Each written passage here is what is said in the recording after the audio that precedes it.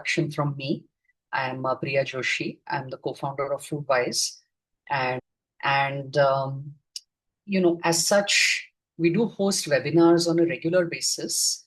But this week in particular, we are doing a very special series of 6 webinars, and each one of them is is relevant, is open to everyone, but in particular is about a subject that is part of STHIRA 2025. And STHIRA 2025, for those of you who don't already know, is a sustainable food innovation challenge for university students in India. It is a collaborative program between us at Foodwise and the University of Gastronomic Sciences of Italy. And this year is our 2nd edition. So the subject for today's webinar, Localise Food Systems, is one of the 6 themes that is part of STHIRA 2025. The purpose of the challenge really is to engage university students in India in an ideation challenge to find new ideas, creative solutions to the problems that plague food security for the future. And one of them really is really localization, or the lack of it in food systems, which is what we're going to talk today about. I'm going to briefly turn over to Alice to introduce herself and to introduce UNISC, and then I will introduce our guests as well. Well, good afternoon, everyone, or good evening. My name is Alice Tondella. I'm part of the executive committee at the University of Gastronomic Sciences here in Italy, as Priya mentioned. And starting from last year, we created this very beautiful collaboration between the University of Gastronomic Sciences and Foodwise in India. And very briefly, the University of Gastronomic Sciences was founded by Slow Food International in 2004. And at the present moment, we are the very first and also the only one University of Gastronomic Sciences in the world. That means that all of our courses are dedicated to food at a 360 degrees point of view through an interdisciplinary and holistic didactic approach. We are the international university. 40% of our students are coming from more than 60 different countries every year. So that's the reason why we are so happy about this collaboration taking place in India for the 2nd year. Thank you. Thanks so much, Alice. I'm going to introduce our 2 guest speakers and experts really for today's subject. The first is Dr. Elena Corcione. And Elena, thanks so much for being here. Elena is faculty at the University of Gastronomic Sciences. She is a lawyer with specialization in international law, and she is a research fellow as well at the university. And her area of work is human rights in business activities with a special focus on sustainability in global value chains. So she's actually going to introduce the topic for us. And then our second, and if I might say, our main speaker for today is Nandan. Nandan is the CEO of Last Forest Enterprises right here in the Nilgiris in India. Last Forest Enterprises is a company that Srijata and I in particular really respect and admire quite a lot since we met with them a few years ago. It is a social enterprise, and it's the market-facing entity of Keystone Foundation, which has been working for more than 30 years with indigenous communities in the Nilgiris in southern India. So because of the work that they do with indigenous honey gathering communities in the region, Nandan is incredibly well positioned to talk about local systems, local economies, what that does for local communities, and so on. The structure for today is quite simple. We are going to have Elena go first, followed by Nandan. Hopefully, we'll have some time for questions, discussions towards the end. And then at 6 o'clock India time, for those of you that are interested and have some sort of ideas, questions coming up in your minds, Chaitali will host a 15-minute design charrette, which is a short design thinking workshop just to help you sort of capture your thoughts so that you don't lose them. So do stay back if you're interested for that for an additional 15 minutes. But with that, I'll pause, and Elena, I'll hand over to you. Thank you very much, Priya, for your introduction, for the invitation to contribute to this project. I'm very happy to be here today. I wanted to share a very brief PowerPoint presentation that is here. I hope you all can see it. Yes, we can. Yeah, you should see it. Okay. So as Priya said, my field of research is international law, and especially international human rights law as applied to business activities. So it is the international framework that is called business and human rights today. So I try to put some of my expertise in this presentation and trying to focus on localizing food system in the perspective of human rights protection. So to give you maybe an overview of what are the issues at stake and how, the issue of protecting human rights in food systems can be applied in a local perspective. So first of all, why human rights are important? Because as far as we talk about sustainability is not just environmental, as you might know, although the environmental sustainability is something that we already feel very deeply, while the social part of sustainability is something that is already to be understood and understood mainly by companies, but even in the widespread, I would say, society. So human rights are really the part that is about social sustainability. So I would like to talk to you about the localization of food systems in the perspective of the human rights protected at the international level in two ways. First of all, by talking about the role of local authorities as agents of change for the human rights food, but more generally for the protection of human rights. So localization in the sense of giving importance to the action of local authorities. And secondly, I would like to try to frame the issue of localization of food system in the idea properly to integrate social sustainability into local food system. And especially I will briefly provide you with some ideas about local food procurement, which is one of the main ways in which local authorities can really influence and enforce human rights in food systems. So first of all, the first idea is that about local authorities may be agents of change towards the realization of the human rights to food and of human rights in general. First of all, what is the human rights to food? The human rights to food is something that is basically recognized at the international level in some universal conventions on human rights, and especially the International Covenant on Economic, Social, and Cultural Rights. So why is it important, especially with respect to local authorities? Because that is an international treaty, meaning that it has been concluded and ratified and adopted by states. But under international law, when we talk about states, we do not just talk about the central government. We also talk about local authorities. So what is binding upon states as central government is also binding on local authorities as agents of the central authority of the state.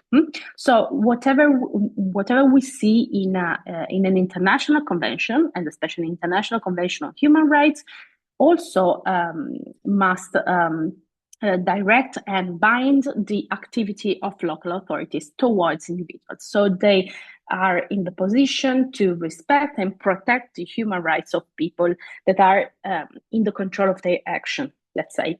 So first of all, talking about sustainable food system, of course, the first human rights that comes to our mind is the human rights to food, that is provided, especially, as I said, in the International Convention, International Covenant on Economic, Social, and Cultural Rights that has been adopted within the UN system, so that it is binding upon all the states that are member of the UN, and it provides at Article 11 the right to food within the more broad right to adequate standard of living. So the right to food is present there, and it is composed by two aspects, I would say. The first of all is the right to be free from hunger. So the idea that people need to have the essential elements to survive. And this is especially important for vulnerable categories or in emergencies and in particular contexts such as conflicts or natural disasters. So this is the first obligation of the states and both local authorities to provide everyone for the right to be free from hunger. But then there is another aspect of the right to food. So the right to be free from hunger is the very basis, but is not enough. The right to food has also a more positive aspect. So the fact that the state must do something to provide everyone with food that is adequate, accessible, acceptable, and also sustainable. So all these characteristics of the food that are making up the right to food have been described in this document that I cited here, that is the General Comment number 12 of 1999 of the Committee on European Social and Cultural Rights, which is the monitoring body of the UN related to the Economic, Social and Cultural Rights Covenant. That explain to us what does it mean to have food that is adequate, accessible, and acceptable. So it must be adequate in relation to the personal features of each individual. So each individual must have the right to food compared to its characteristics. So children or women have a different adequate standard of food compared, for example, to grown men. So everyone needs to have the adequate food. Food needs to be accessible, so everyone needs to have its own means to produce food or having the access to food through distributive systems. So the idea that there is a distributive system that works for everyone, that everyone can have access to food distribution, and also that the food that is adequate and accessible to anyone, both practically and economically, must be acceptable. That is, to take into account also the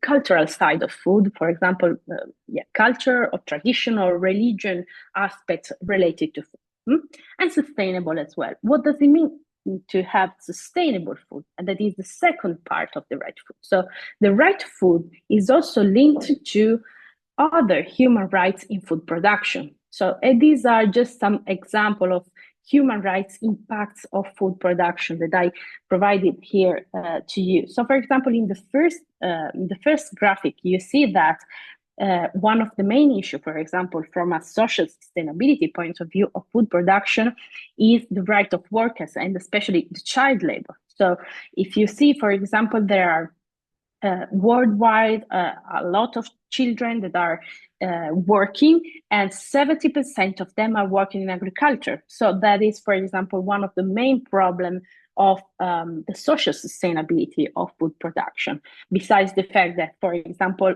agriculture is, and also livestock farming, fisheries, and anything that is connected with agriculture is one of the main drivers of work exploitation in general worldwide.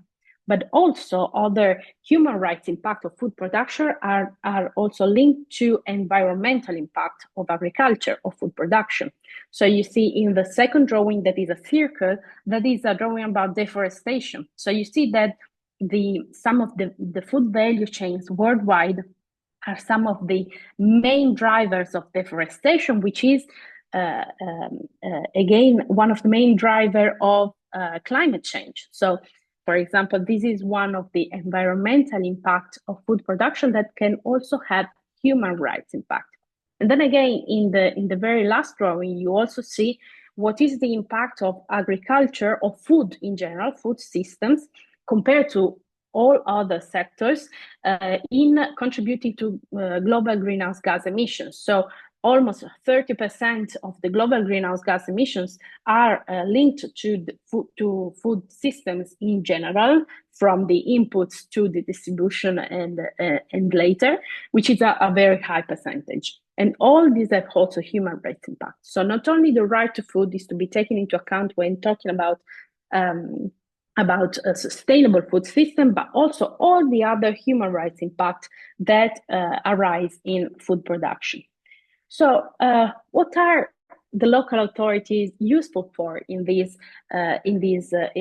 framework? So how can we localize the human rights protection in food systems to give relevance to local authorities? Well, I wanted to share with you the idea of the human rights cities, which is a global movement that has been rising in recent years, and that is the idea that local authorities can also act in contrast or within the inaction of the central state. So local authorities have actually the authority to act contrary to the state in case of state resistance or in case of disinterest of the central state in the realization of human rights. And this is applicable, of course, also in the managing of food systems and the rights that are related to food systems. So human rights cities is defined as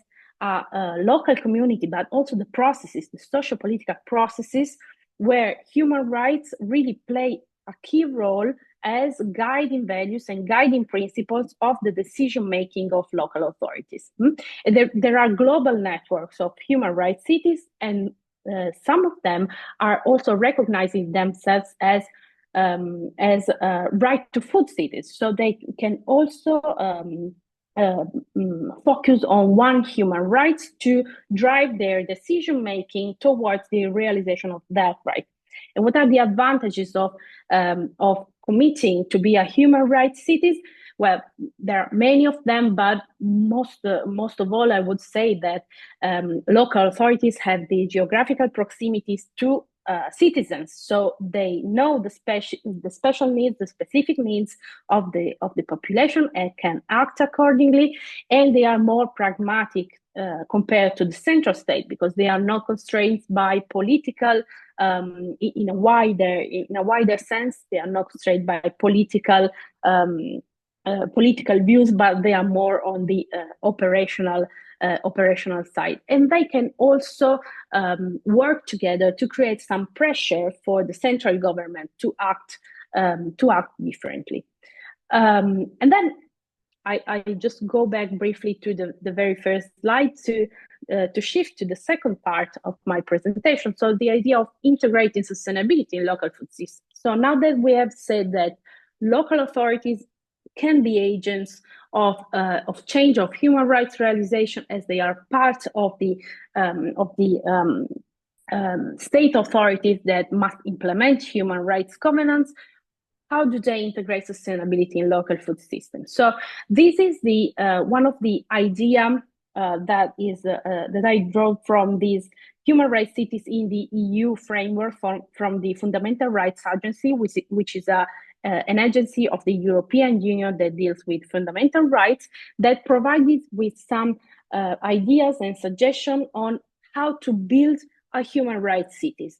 Very general, but is a scheme that can be applied in practice to integrate sustainability in the action of local authorities, and that even apply to food systems. So the idea to have some foundations, so a city commitment to human rights in relation to specific human rights treaties, and to cooperate also, for example, with monitoring mechanisms at the international level. So, for example, you have some monitoring mechanisms at the UN level, and cities as such can contribute to say, okay, that is we have something to say compared to that issue. You need to have structures that functions in the sense of, for example, have a local representative for one specific human rights, have a complaint mechanism so to be accessible for citizens and a report annually, and also to have some methods to support the human rights action. And then, and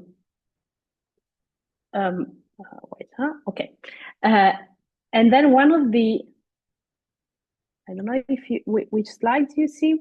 We're on slide 7. This one.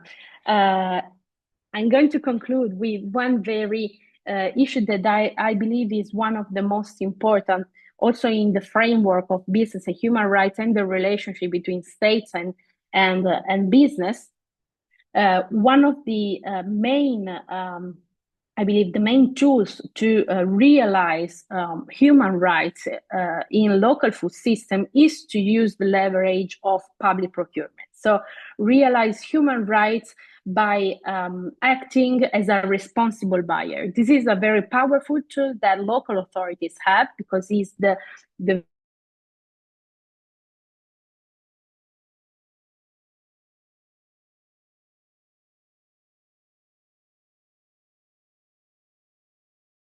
can also be a leverage, can influence the companies that participate to the bids of public procurement to realize all the other rights that we saw that may be impacted by food production. And this is a very strong leverage because there is a very high percentage of public procurement that is carried out by local authorities in the food sector especially. The question is there actually an obligation to act responsibly when buying food by local authorities? This is questionable under international law, but it is something that we may also discuss. And then I leave you with this very last slide, which is the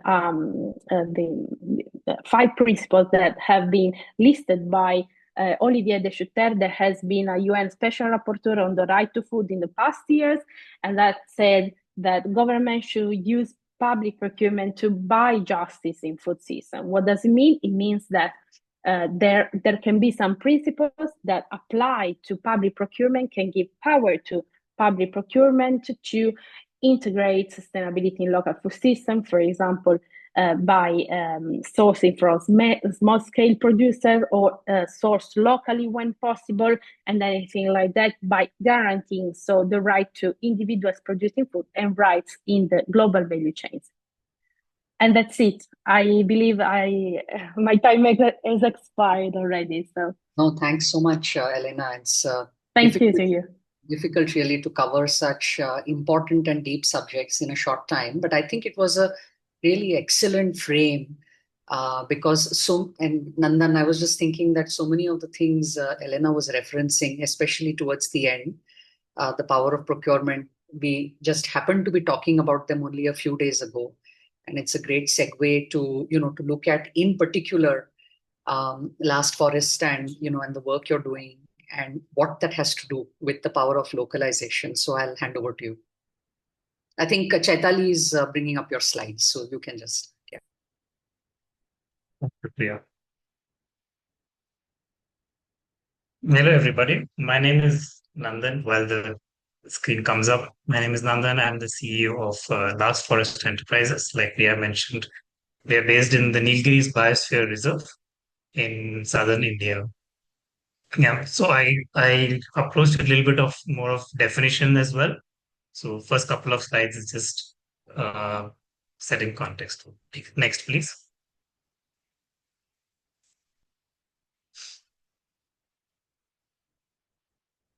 Yeah. So what is a localized food system in our context? So if we look at, yes. So in very simple terms, it's just grow food close to our home, right? We support local farmers, local traditions, local ecosystems. And that automatically builds stronger communities and more self-reliant communities.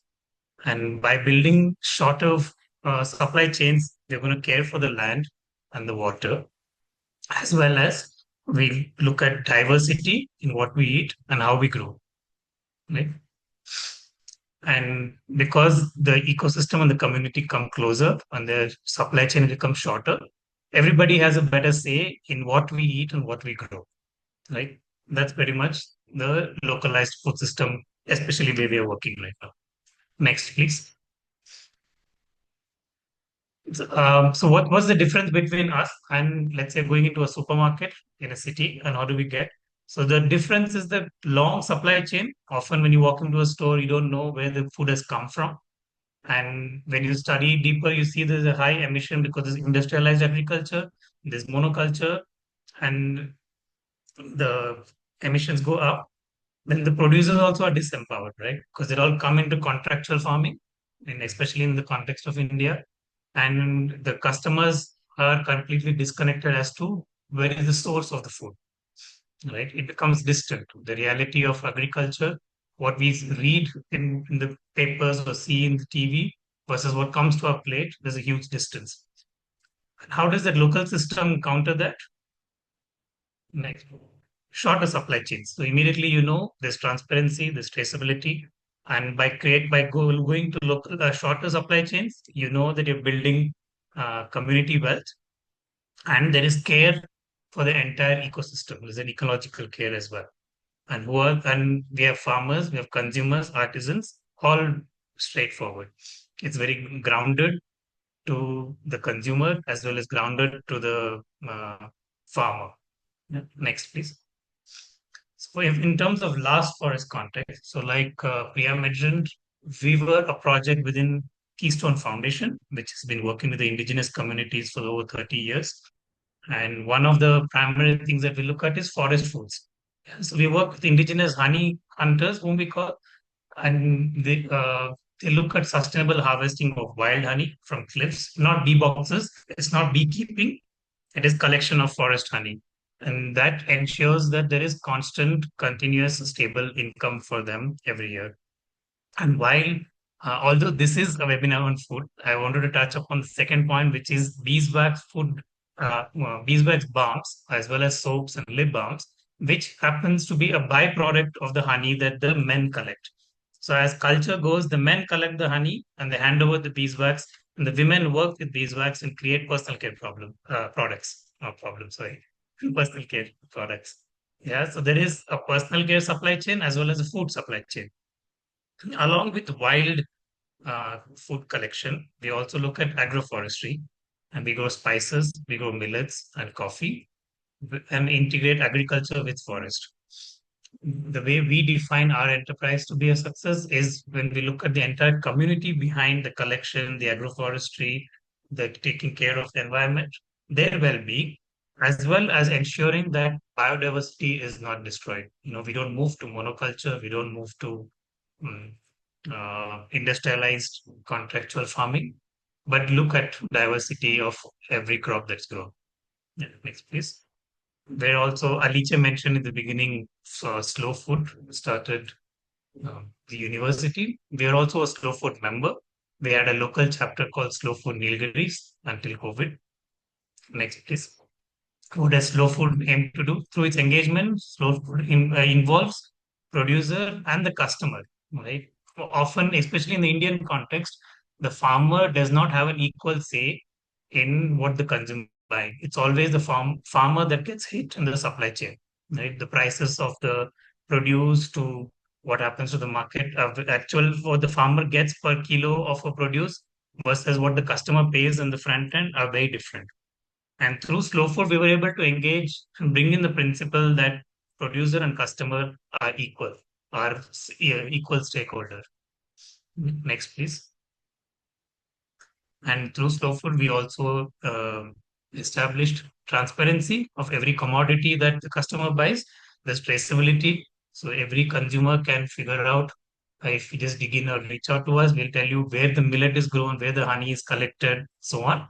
So there's always information available as to, and the supply chain is so short that it's easy to find. Right. Next. One of the fundamental principles of Slow Food is good, clean, fair. And it does not say good, clean, fair just for the customer or for the producer. It says good, clean, fair for everybody along the supply chain. That pretty much is building the ecosystem as well.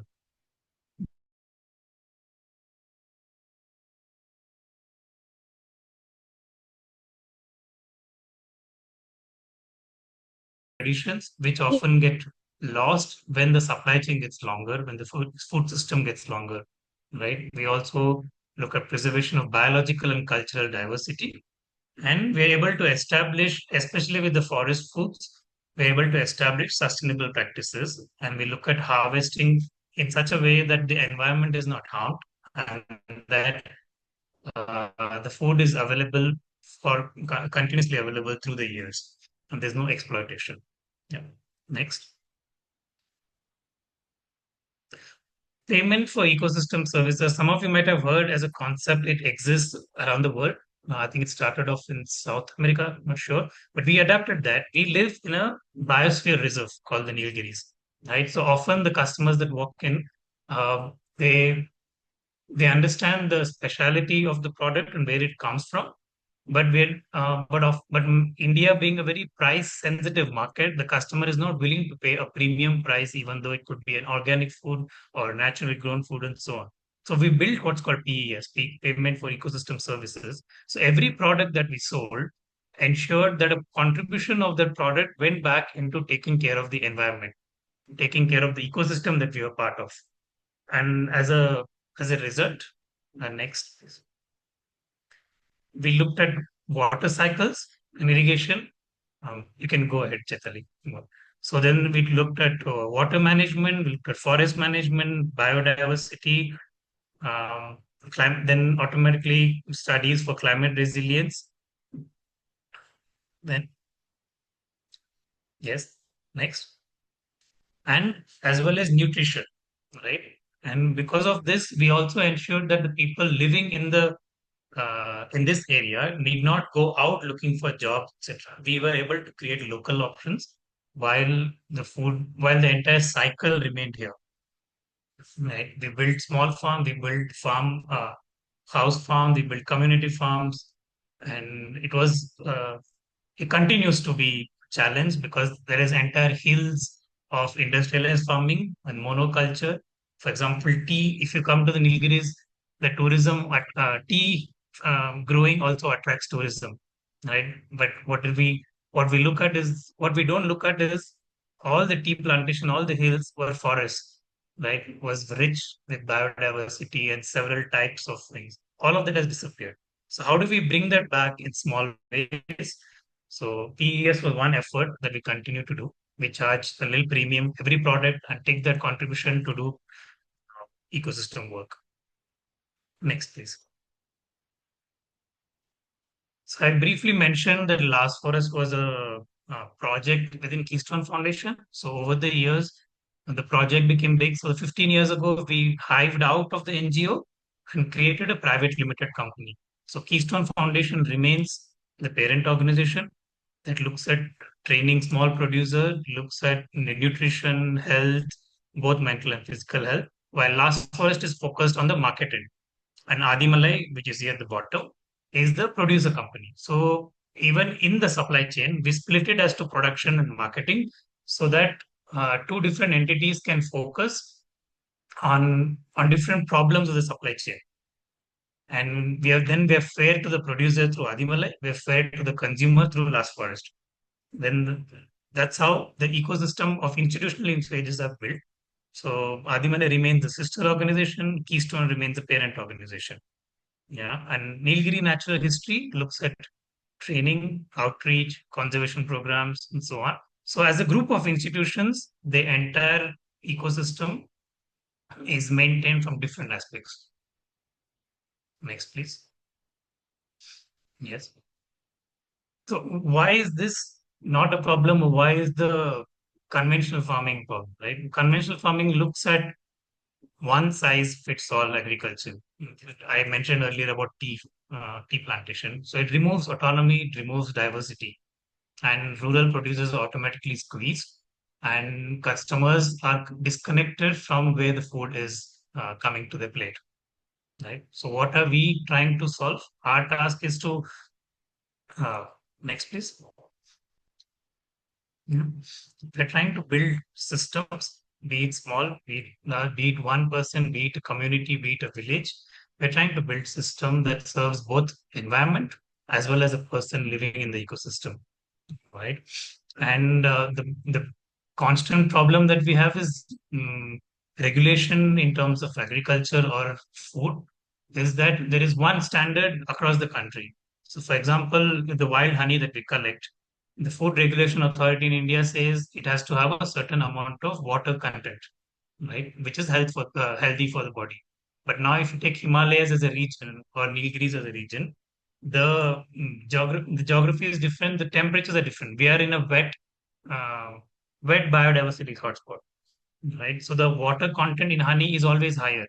So as per government regulation, our honey will fail several times. But that is natural here. That is normal, and people have eaten it for thousands of years, and it's not an issue. Now that becomes a difficulty as well in solving. So then the entire food chain is questioned as whether then the health aspect also comes in saying, are we giving adulterated honey and so on. So that's a continuous difficulty because we are trying to match to the big players of food guys or industrialized food supply chains and small groups like us, and the regulations are made based on those, right? So that's a question to us. Next, please. Yeah, that's the example I gave. Why does this matter to us? Yeah, because food connects us to the land, to the people, and to future. And in our work, it also works with climate justice, and we look at constant biodiversity of the land. Yeah, and food is always power, isn't it? Whoever holds food, whoever grows food, is right into power. Next. So this particular slide was based more on the thought of I assume I'm going to have more of my audience as students. So I was inviting, this slide was created primarily for them to look at how do they in their lives, next please, look at solutions that reconnect food with water, forest, and health. And in their own lives, communities, how do we empower the communities to thrive locally? And how do we build value chains that are fair as well as climate resilient? Yeah, next. Yeah. This is this thinking aloud. I wanted to invite to explore saying how do localized food systems actually function in the real world, right? We happen to be in a tiny little town in the hills in a mountain ecosystem. And are there examples of food systems in your life in which you can help innovate to bring local solutions? Next. Oh, and this for me is a personal interest always, that how does culture, climate, and community come together? And food happens to be a common aspect, right, for these three. And last, I would like to end with this question saying, what would it mean to belong to a food system that nourishes every stakeholder all along the supply chain? Thank you.